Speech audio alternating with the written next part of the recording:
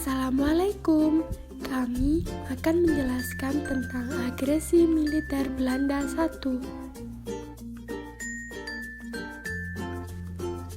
Apa sih agresi militer Belanda I? Bagaimana latar belakangnya? Kronologi kita akan bahas di slide berikutnya.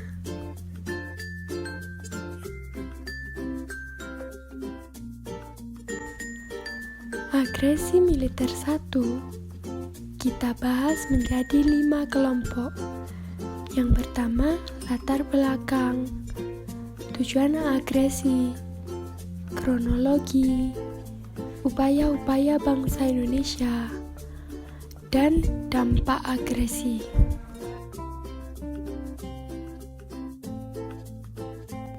Latar belakang terjadinya agresi militer Belanda I, Operasi Produk, dalam bahasa Indonesia disebut Operasi Produk, dikenal dengan nama agresi militer Belanda I, adalah operasi militer Belanda di Jawa dan Sumatera terhadap Republik Indonesia yang dilaksanakan dari 21 Juli 1947 sampai 5 Agustus 1947.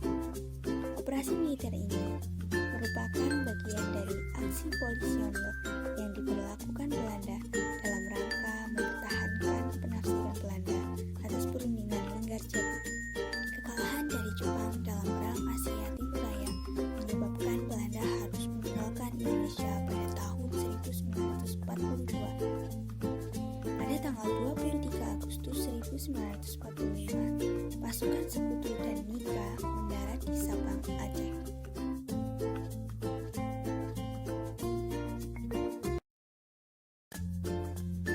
Perjanjian resmi pertama yang dilakukan Belanda dan Indonesia setelah kemerdekaan adalah Perundingan Linggarjati.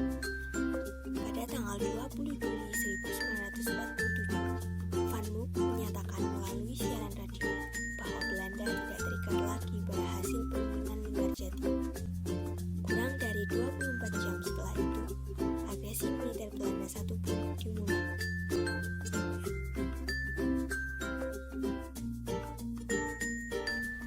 Tujuan agresi militer I, tujuan politik, mengepung ibu kota Republik Indonesia dan menghapus kedaulatan Republik Indonesia.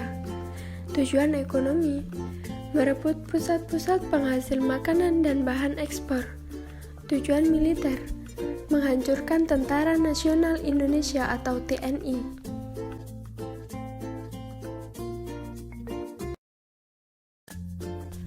Kronologi agresi militer I. Pada tanggal 21 Juli 1947 tengah malam, pihak Belanda melancarkan aksi pasional yang pertama. Belanda berhasil menerobos daerah Sumatera, Jawa Barat, Jawa Tengah, dan Jawa Timur.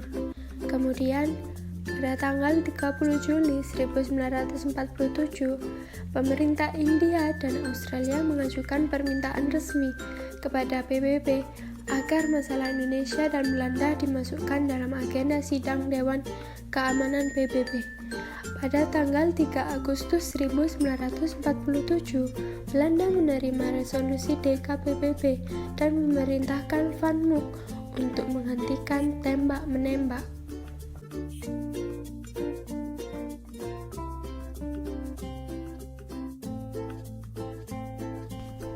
Selanjutnya, pada tanggal 25 Agustus 1947, DKPBB menerima usul Amerika Serikat tentang pembentukan Committee of Good Office atau Komisi Jasa-Jasa Baik, atau lebih dikenal Komisi Tiga Negara atau KTN.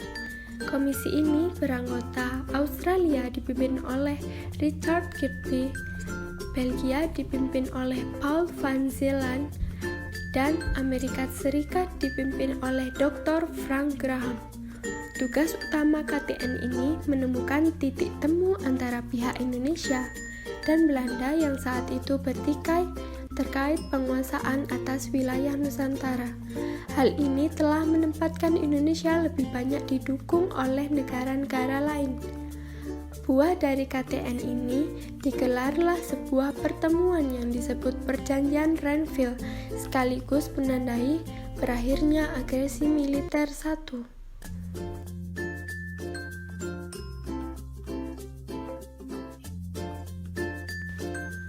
Ternyata, Belanda masih terus berulah dengan mendesak wilayah dan melakukan perluasan wilayah kedudukannya.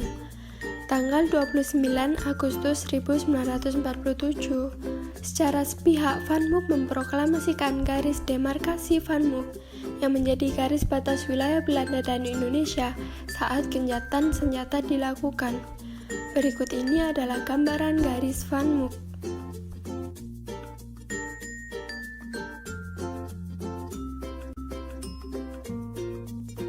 Upaya-upaya yang dilakukan bangsa Indonesia dalam mengatasi agresi militer Belanda I dibagi menjadi dua, yaitu strategi diplomasi dan perjanjian Renville.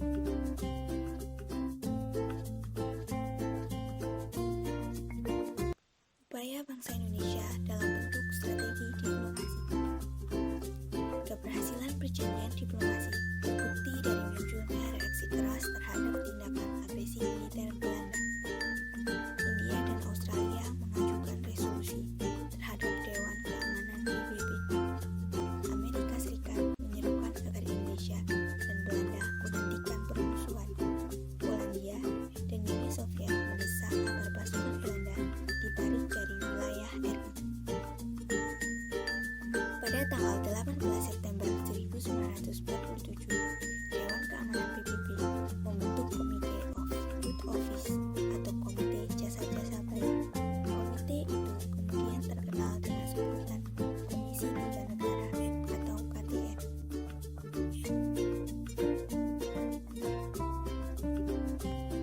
Upaya bangsa Indonesia dalam bentuk perjanjian Renville. Isi perundingan Renville yang terdiri atas 3 hal sebagai berikut. 1.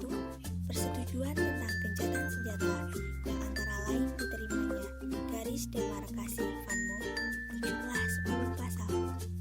2.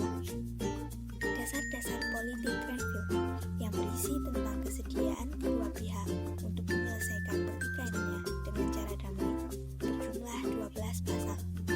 3. 6 pasal tambahan dari KTN yang berisi antara lain tentang kedaulatan Indonesia yang berada di tangan Belanda selama masa peralihan sampai penyerahan kedaulatan berjumlah 6 pasal.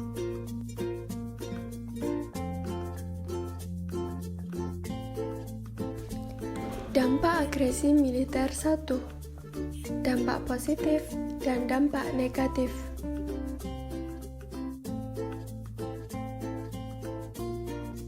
Dampak positif agresi militer 1. Aksi Belanda yang berkedok aksi polisinil yang menentang dunia internasional sehingga Belanda kehilangan dukungan dari negara sekutu. Republik Indonesia berhasil mendapat simpati dari masyarakat internasional. Beberapa negara Arab kemudian memberikan pengakuan secara de jure akan kemerdekaan RI, dimulai oleh Mesir pada 1947, diikuti oleh Lebanon, Syria, Irak, Afghanistan, dan Saudi Arabia tahun 1947 juga. Adanya dampak-dampak tersebut semakin memperkuat posisi Indonesia dalam dunia internasional.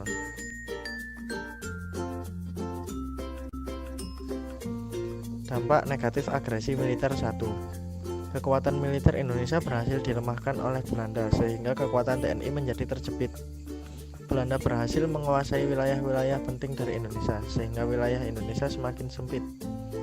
Lebih dari 150.000 orang pasukan Indonesia dari 500.000 orang tewas sebagai dampak dari agresi militer Belanda 1. Tidak hanya dari militer, warga sipil juga ikut menjadi korban.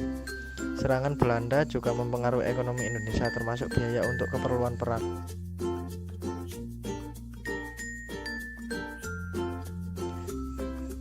Terganggunya stabilitas politik dan pemerintahan RI. Pembantaian terhadap rakyat Sulawesi Selatan pada Januari 1948 yang dipimpin oleh Kapten Westerling.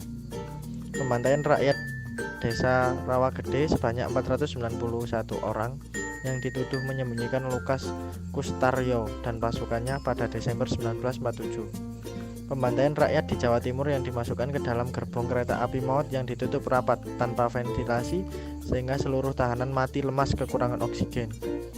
tewasnya beberapa tentara muda seperti Komodor Muda Udara Dr. Abdurrahman Saleh, Komodor Muda Udara Mas Agustinus Adi Sucipto, dan Perwira Muda Udara 1 Adi Sumarmo Wiryokusumo.